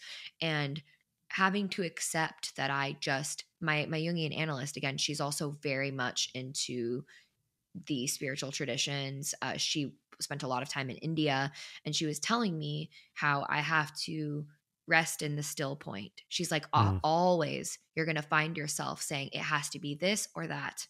I have to do this or that. I want to know the answer to this. And she goes, the moment that you move up into the higher level of consciousness and was when you rest in the still point. Yeah. I like that. I Right. like that. And I was like, fuck, like I'm bad at that. Yeah. And Yeah. because not only can I not rest in the still point from an emotional standpoint, because I'm a very fiery person, I have a hard Mhm. time not saying the thing, like, right. But then also intellectually, it's like you, right? And I'm the same, where it's like, I have to know, how can I just rest and say, it's okay that I don't know? Right. I don't know. I don't know. Yeah, it is Hard. hard. It is hard. But ironically, doing just that, she believes is what allows you to know more. I think so. I do think so. And that's part of the reason why I've, over all of these years of being introduced to all of the obvious and then also all of the most far-flung Yeah. possible paths, I've tried to maintain some Yeah. level of distance from almost Mm-hmm. everything, while at the same time trying to participate in the elements of these things that I feel like are important. And Jung, to speak to this, like what you said about resting in the still point, and also I think it pertains to what I'm saying, is that there's a line, I think it's from the Red Book, but he's talking about the necessity, or maybe it's a quote from Inner Work Mm. by Robert Johnson, but I believe it is a Jung quote, but he basically says that you have to find a way to put the psyche at like the sort of center of the cross. I think he uses a cross analogy in Mm. that it's not being captured by the archetypes or the shadow or the outside world or all any of these things. It's in the center, and it understands that it's sort of like balancing all of these forces and Yep. needs to be a mindful conduit for all of these relationships that are going on. And staying at the center and not being pulled too far in any direction, I think, is one of the most important things you can do It's the to true sense spiritual make. task. Yes, it is. But Yeah. at the same time, it also, I think, precludes you from arriving at any final answers. And Jung Yep. himself demonstrates this because, like in his whole I know God thing, and then Yeah. the way that he, so again, this But I'm Michael, look referencing. what happens when we as a society anytime have said, Mhm. I've got the answer. That's when the degradation happens. Right. Yep. Let me systematize this. Let me systematize this. Every Yeah. single fucking time. Yeah. So that's it. Marion Woodman. And maybe that's a beautiful way to tie it up, right? Is like Yeah. hold the tension of the opposites. You don't have to know, stay in the still point. And then the irony of that is that's when you know more, right? Yeah. If you're in the paradox, if you're in the confusion, if you're in the agnostic mysticism, Mm-hmm. you're as close to the fire as you're allowed to be Yeah. in And some if you kind of start way. feeling like you've got it figured out, or you happen to be like tempted to pay someone who claims that they have got it figured out, that's like the litmus test of saying, whoa, pump the brakes, right? Yeah. Like they actually don't. The more they think they have it figured out, the less you should be subscribing to whatever they're doing. 100%. And 100%. that's like you. That's why I respect you as a friend. I respect your skepticism, and I think you and I also represent a very good balance, because you are very focused on figuring out the intellectual aspect of it all to a certain extent. And you've done so much of this reading and you've been diving into this for so long. And I came to this so newly, right? Like, but interestingly, even though we approach these things, we're again coming to some of the same conclusions, which Yeah. reminds me, and it's why I get so pissed off whenever you hear like people saying like, Jung is culturally appropriating concepts from other cultures. And I go, but what if we see this in a different way? There is this universal wisdom, and Right. That's it. people have gnosis, okay? And Yes. like it doesn't belong to anyone. It doesn't belong to any culture. It is literally there, and it manifests in different ways because, say for instance, you are a desert indigenous person, you have the desert creatures there, you have the technology available to you, and so that divine wisdom is going to manifest in a certain way, and it's going to manifest differently to the druids who have wells and deep rivers. But at the end of the day, when you put two of these elders together, are they appropriating each other's ideas? No, they literally have coming to some of the same conclusions, because there is a higher truth out there that we are getting trickle fed if we are open to releasing our hold and our grasp on saying it needs to be this or that. So well said. I can't add anything to that. Yeah. I'm so with you. Yeah. This idea of this beautiful, immortal, perennial philosophy that you can see at work in all true traditions, but also is higher than all of those traditions. Than anything. That's it. That is 100%. Yeah. I don't want to say the B word. I don't want to say what I believe in, But that's the only thing I care about. Yeah. Like, that's the only truth that I am after. Me too. Because nothing else makes sense to me. And even that doesn't make any fucking sense. Right. But it's as close as you can get, right? Yes. So good, Molly. This has been such a fun one. Oh, always. Exceeded my expectations, which were already I hope we didn't annoy any of you too much interrupting each other. Oh, they love it. So save your interrupting especially comments. when I interrupt. Especially when I interrupt. It's their favorite thing. Molly specifically asked me to interrupt her a lot during this podcast. I said, please, that's my kink. I have an interruption kink. It really just gets me going. I love it. You're like, what an awkward way to end. No, I love that. That's a perfect ending.